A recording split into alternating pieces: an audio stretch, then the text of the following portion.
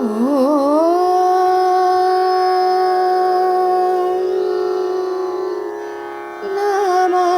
शिवाय.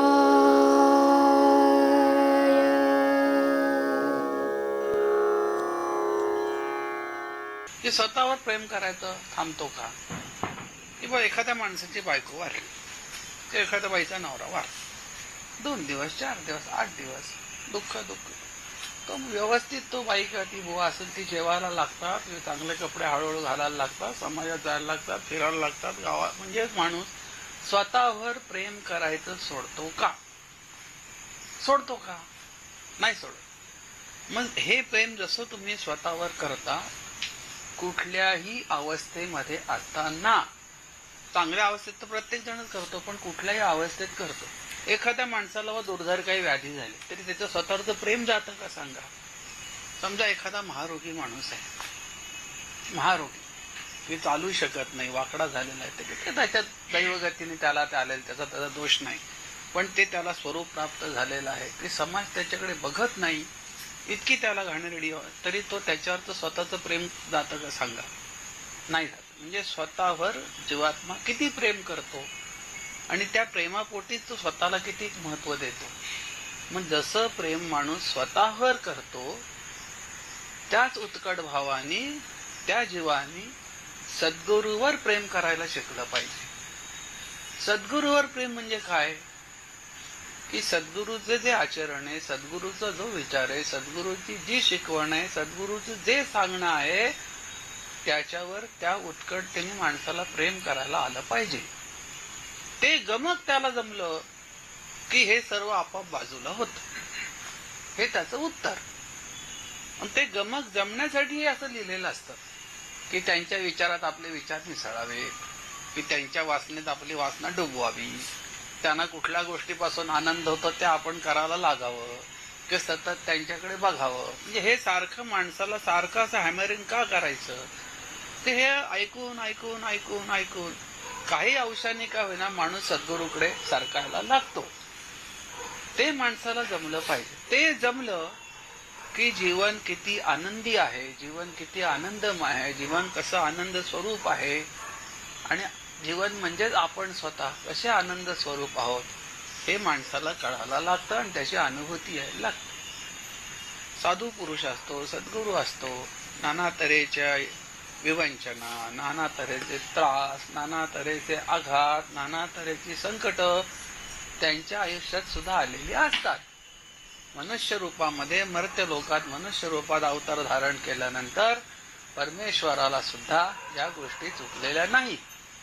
सद्गुरूंना तर नाहीतच नाही. परमेश्वराला चुकल्या नाही तर सद्गुरूंना कशा चुकतील? पण सद्गुरूंना सुद्धा त्या अवस्था प्राप्त झाल्यानंतर सुद्धा, त्या अवस्थातून जात असताना सुद्धा त्यांच्या मनाचा समतोल कुठेही ढळत नाही.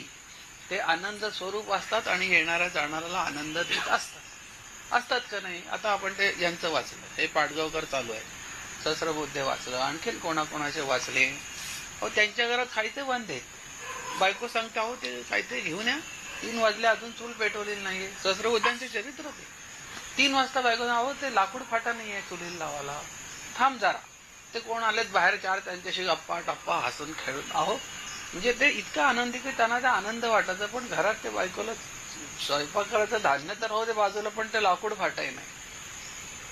याचा अर्थ कोणी म्हणतील बा ते निष्काळजी होते आणि ते असं त्याचा अर्थ नाही. ते नंतर ते त्यांच्या त्या वृत्तीमुळे नंतर ती सोय झाली, ते जेवण झालं, ते आलेल्या नाही, त्यांच्या अर्धजण जेवायला वाढलं, असंही पुढे आहे.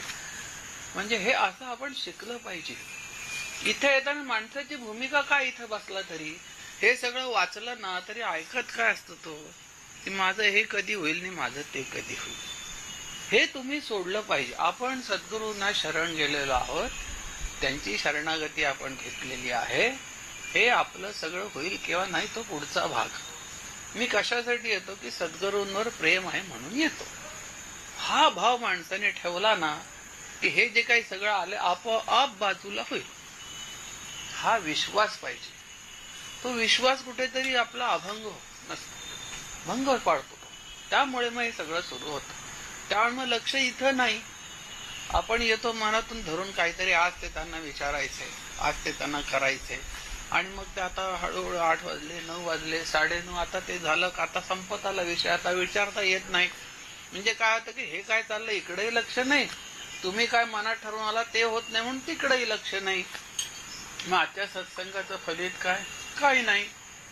असं ते मनाची धारणा. मग त्याला मन असं पाहिजे की मी त्याच्यासाठी येतच नाही हो, मी त्याच्यासाठी येतच नाही.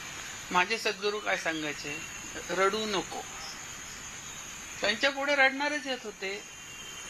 रडू नको, तुला काय हवं ते मी देतो, फक्त इथे तू बस, तूच मी सांगतो त्या पद्धतीने बस.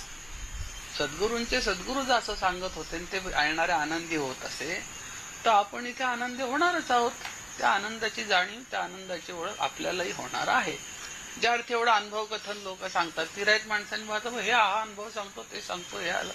बरे काही काल्पनिक नाहीत. आता तो इथे गुरुजी कोण सांगितले ते अजून उत्सवाला येतात आणि त्याच गुरुजींचा याचा 36चा आकडा असतो, ते मध्ये घुसतात मी जुना आहे म्हणून. ते माहितीच आपल्याला जाधव गुरुजी. म्हणजे ही काही माणसं आता या नवीन लोकांना माहिती नसते या उत्सवाला दिसतील किंवा अशा ज्या गोष्टी झालेल्या आहेत. म्हणजे असे अनुभव जर लोकांना इथे येत असतील तर आपल्याला येतील. पण केवळ अनुभव येण्यासाठीच मी येतोय की माझं हे व्हावं म्हणून मी येतोय, हा भाग माणसांनी सोडला पाहिजे. कारण माझं हे होण्यासाठी मी येतोय, माझं ते आवड आहे. आज मला वर्ष 25वा आहे, 30वा आहे, 40वा आहे, उद्या मी 70 वर्षाचं होईल, तरी माझं अमुक एक होऊ दे हे माझं गाराणं जाईल का सांगा? तुम्ही शिर्डीला गेलो, अक्कलकोटला गेलो आणि तुळजाभवानीला गेलो, सप्तशृंगीला गेलो, कुठेही गेलो तरी निखळ प्रेमाने जातो का मी? प्रेमाने जातो का? नाही जात. ते काहीतरी आता ते आहे, चला मग जाऊ एकदा तिथं सांगून येऊ. मग असं काय देवीला भेटायला आलो व देवीचं रूप पाहावं, देवीला कडकडून भेटावं, बरेच दिवसात देवी भेटली नाही, तिच्या भेटीची ओढ लागली, असं नाही. काहीतरी मला ते माझं हे बरं कर, माझं ते बरं कर, मला हे येऊ दे, मला नोटा येऊ दे, मला अमुक होऊ दे, याच्यासाठीच जातो. बस देवी म्हणते ठीक आहे, तुला आता काय तुझं पैशाची वंचन आहे ना, चल तुला 20 लाख देते, तुझं मिटव. होतो खुश? नाही. ते समजा 20 लाख आले, ते काय व्यवहार पुढे बिरे केले, हो आणखीन ते उरलेल्या 5 लाखात आणखीन काहीतरी उडी मारून ठेवतो. इकडे प्लॉट घेतो, ते घेतो, फलाने घेतो. मग ते आले की त्या प्लॉटचे कागद नीट नाहीत, नाव तिसऱ्याचं लागलं, 7-12 चुकीचा, चालला परत देवीकडे. म्हणजे हेच माणूस करत राहतो. तर हे सगळं करण्यापेक्षा बा जिथून हे सगळं उगम आहे, जिथून हे सगळं अंत पावणार आहे, त्यांच्या पायाशी गेल्यानंतर मग काय मी कसं सांगतो की जे योग्य असतील ते करतील, जे करतात ते योग्यच करतात आणि माझ्यासाठी जे योग्य आहे ते करतील आणि जे झालं ते माझ्यासाठी योग्य होतं म्हणून झालं. या 4 गोष्टी मनात ठेवून तिथे गेल्यानंतर तुमच्या आनंदाला विरजण लागायचं कारण नाही. ते तुम्ही शिकलं पाहिजे. क्षुल्लक गोष्ट, मला त्यांनी याला बोलवलं नाही, मला त्यांनी साडी दिली नाही, मला त्यांनी पॅन्ट पीस असलाच दिला, मला त्यांनी माझ्या मुलाच्या वेळेला मी पेढे दिले, त्यांनी मला साधी बर्फी पण दिली नाही, या गोष्टीवरनं त्यांचा आनंद जातो. अहो आयुष्य पेढे बर्फी खाऊन गेलं, राहिले का खाल्लेली सांगा? पण त्या गोष्टीवरनं लोक भांडत असतात की मी त्यांना एवढं दिलं पण या लग्नात त्यांनी मला काय दिलं, एक वारभर कापड सुद्धा दिलं नाही. अहो लग्न होऊन त्यांना 3 मुलं होऊन त्यांचा संसार आणखीन त्यांच्या मुलाच्या लग्नापर्यंत आलं तरी हे एक वार कापडातच काढत असतात. काही जण असतात की ते कापड ठेवलं असतं की त्याच्या नातवाच्या लग्नात मी हे त्याला देणार आहे. म्हणजे दागिना जपत नाही पण ते वारभर कापड अगदी दरवेळ काढलं की हेच द्यायचंय ना, हेच द्यायचंय ना, म्हणून ते 25 वर्ष जपलेलं असतं. इथपर्यंत तो अहंभाव सगळा माणसाचा असतो. हा इतकी जी जपवणूक या गोष्टीत माणूस करतो का नाही, तर ते सोडून सद्गुरूच्या बाबतीत ती जपवणूक करायला पाहिजे. ती सद्गुरूला जपलं पाहिजे की तुझा अंत नको बाबा आता माझ्याशी होला, की तुझा माझा विरह नको, याच्यासाठी ते झटलं पाहिजे. कुठल्या गोष्टीसाठी झटतं?